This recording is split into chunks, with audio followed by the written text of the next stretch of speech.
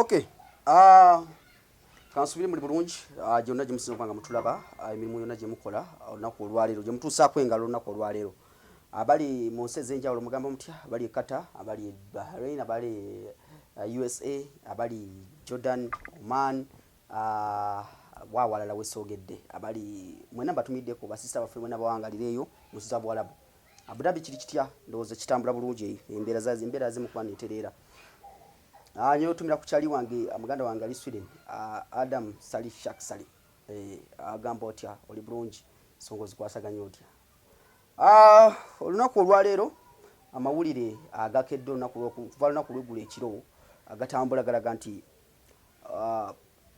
Lumbuye oba blogger Lumbuye Fred Kajubi Lumbuye yakwatiddwa oba mu ngeri efaanana bwetu ekyamazima kimaze okukakasibwa nti Lumbuye yakwatibwa okusinziira ku mikutu egyesigika egy'amawulire Lumbuye yakwatiddwa amawulire galaga nti Lumbuye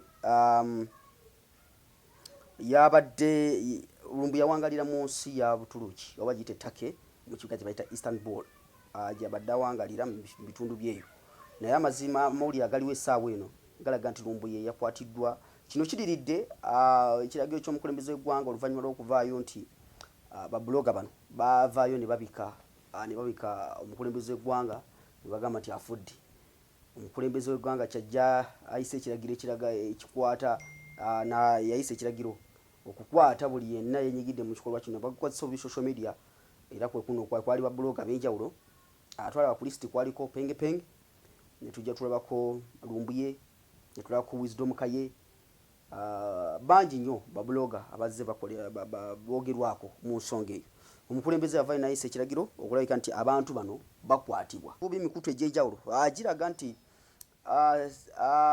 ebitongole eby'enjawulo nga bikwatagana wamu n'ebitongole ebyokwerinda ebya Uganda External Security Organizations aba biyite ebyokwerinda ebiri mu mawanga ag'enjawulo agatali wano mu Uganda mu ggwanga erya Buturuki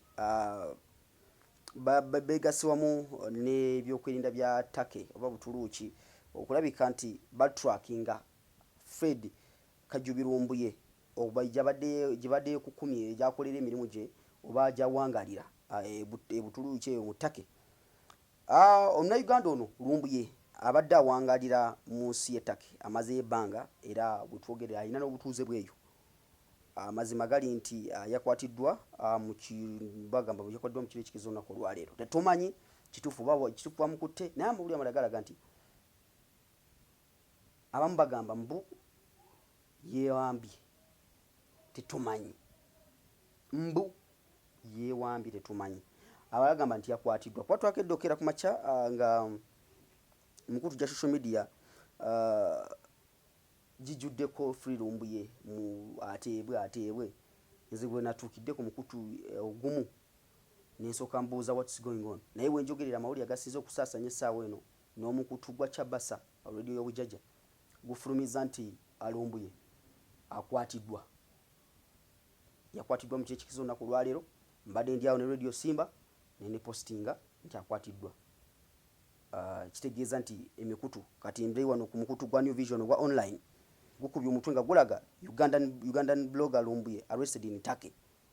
Security sources confirmed his arrest and revealed that a team of operative attached to Uganda's external security organization working with the Turkish security tracked and arrested Lumbuye from his hideout in Turkey.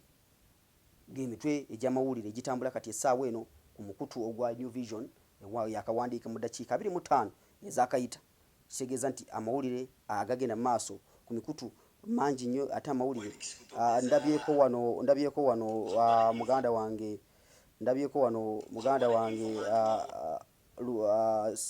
Penge naye ndaba ataddeyo mawulire mangi agatambula emikutu mingi katulabe wano okutwalira wamu amawulire gatambula agalaga nti Lumbuye akwatiddwa emikutu mingi emigata abantu givudde kubanga girwanirira eddembe lya Lumbuye bagamba nti at least yandibadde ateekebwa mu mbuga z'amateeka oba n'afuna ne balooya Mick Wine muganda wa Bobby Wine apo posti zinagamba our soldier and a fighter Fred Lumbuye must be free.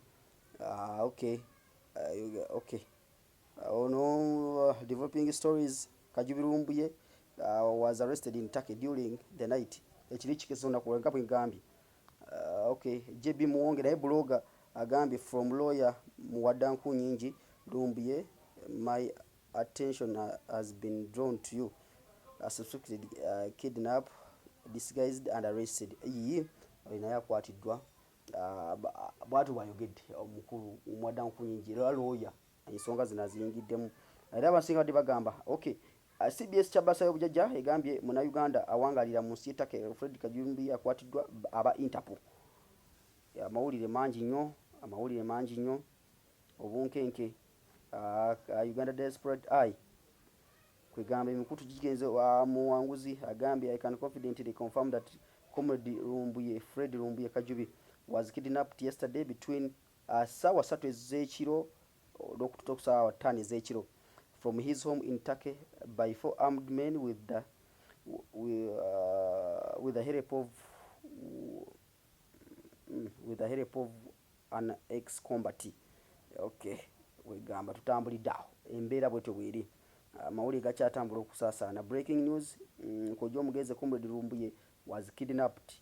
It's confirmed that he was arrested by the Turkish police, and before arrest him they showed him his Facebook profile before forcing him to sign on some papers. Ono bwatu bwagambye nti nga tebanamukwata ono Kojja omugezi agambye nti ekyamazima bamukidnapping oba yawambiddwa nga tenamukwata basoose mulaga posts zakola ku Facebook profile ye ya ku Facebook ne bamala ne bamukaka okubanga signing papula ebimu bwe bumuli gatambula. Lumbuye tusaba at least baba kwatiddwa as a blogger, as a fellow blogger, abeeko mu ngeri at least bamukwate mu ngeri entuufu akirizibwa okulaba lawyer okitegeera. So mbeera bwetyo bweri. Subscribinga kyolina okola ku subscribinga n'okuba nga otugoberera ku mikutu kyaffe egy'enjawulo. Tujja kuba tukweza amawulire agasingako ku gano okulabika embeera nga bw'eneeba etambudde. Kyolina okukola kwekumira ku mukutu guno ogujja okuweereza amawulire amatuufu. Toyina kugenda walala wonna. Nze Devotion matukunja bwa nkutuusa ku buli kimu ekinotambula. Bannaffe juka tutebwamu akasimbi bannaffe aba Tripai Overseas Agency nga banakutegeeza nti omuzadde olina omwana ayagala kugenda kukolera bwe mu nsi z'Abawarabu, funa kukola okulinda pasture okunoonya akalimu. Tripai Overseas Agency bano bakutegeeza nti bakufunira emirimu mu nsi z'Abawarabu n'ogenda n'okola akasente ate ye kampani yokka ejja okulondola omwana wo ejja okulondola okumanya gy'okolera ne gy'owangalira okumanya biki by'oyitamu. Kampani gy'olina okwesiga yokka mu kutwala abantu ebweru. Tripai Overseas Agency basangira Lukulu Nanganda ku Lukulu Nanganda wovudde Makindye mu kasenta ogamba ngenda Lukulu Nanganda otuuka okukyambuka ku Boston wennyini woviiramu awo ojja kukola ekipande kinene nnyo Tripai Overseas Agency. And then CRK Planet bakutegeeza nti balina stages z'ebivulu amataala sound ekola ku mikolo n'embaga video oyagala kukwata video ng'oli muyimbi video ku mukolo oyagala kukola audio okurecording oluyimba balina Concard Media balina Air Records we bali awagula ku Makindye ku madirisa banoonyeko. Balina n'omuyimbi omupya ate nga alina talent Flona akubya akayimba akapapa kayita ekiteeso n'afuma n'akayimba akalala bakayita Kingambe. So bebyo agamba atya mugagga wange Richard Kisuzi Council ku CRK Planet. Ambeere ku kizigamba nga suka wano mwena batumiddeko mwena abali mu nsi ez'enjawulo.